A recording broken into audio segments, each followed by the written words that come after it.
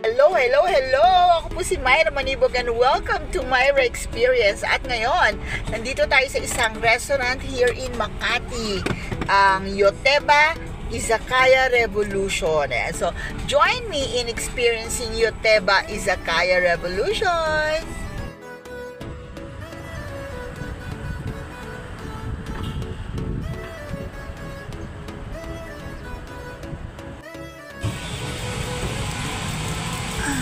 So we're entering Yoteba Izakaya Revolution here in Makati.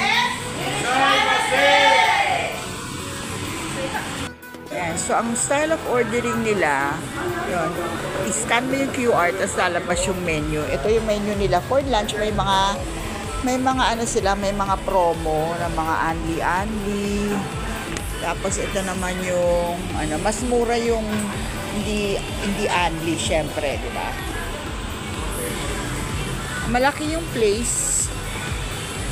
Tapos may mga ano rin sila, may mga VIP rooms. Yung initial order namin na salmon sashimi, syempre hindi mawawala sa order, ang favorite. And ang kanilang miso soup. Haluin mo nga, anong halo niya? Tofu. At saka may seaweed. Walang seaweed. Spring onion. So, ayan yung order ko na tempura set na promo ng kanilang lunch menu. So, 5 pieces tempura, may salad, may soup, and may rice. Only rice ba to? Yes, and only miso soup. Only miso soup. And ayun naman yung order ni Alex na kani salad. Ayan, so tapos na kami kumain sa Yoteba Izakaya Revolution. Actually, feedback. Sarap naman yung food, okay lang. Yung salad dressing nila dun sa free salad na kasama nung aking tempura set meal, at si Alex din nga kani salad yung in-order niya, the same salad dressing yung ginamit nila. Medyo maasim lang, yun lang yung comment namin.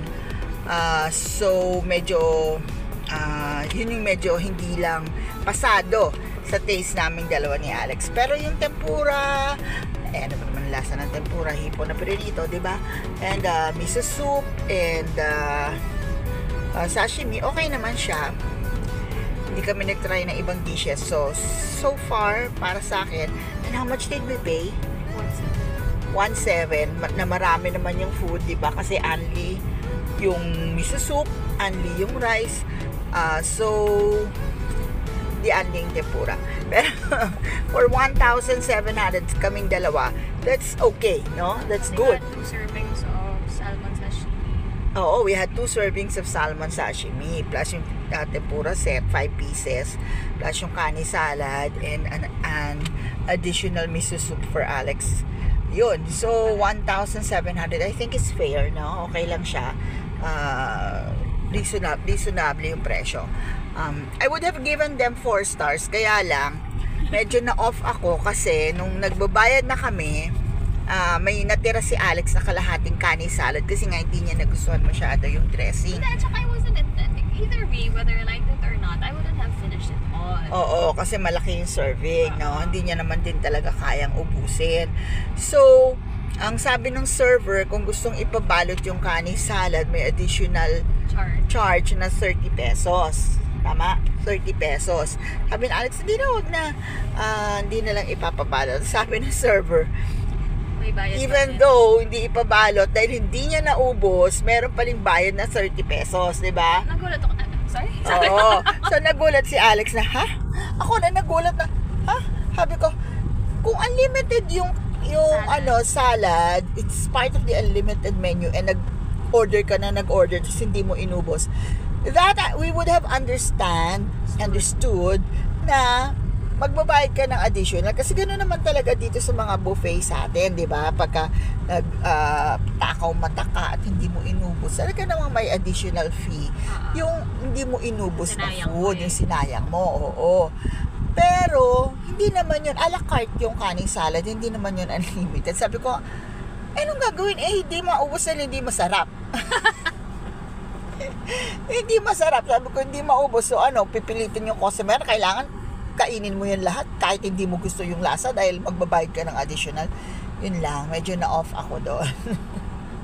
So, sabi na lang ng server, sabi ko, mabigyan ko kayo ng bad review, sabi na lang ng server, hindi na po, wag hayaan nyo na po, sabi niya, huwag na lang natin sabihin, di ba?